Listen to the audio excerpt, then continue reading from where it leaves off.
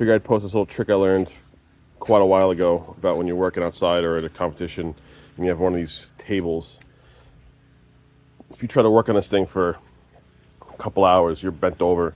This thing comes up to mid-thigh, and your back will be on fire after the first 45 minutes. So what you do is you take these, I think they're 3 feet or maybe 2 feet, and you stick them under the legs. So what you do is do one side quick.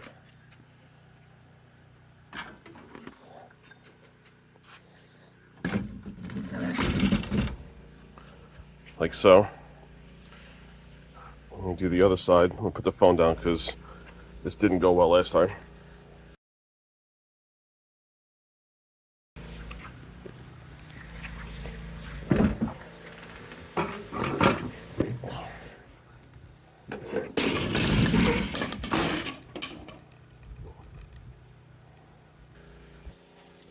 Now you have above counter height. It's about right in line with my belly button, and I'm 6'2", and everything's right where you need to be. Game changer for food prep.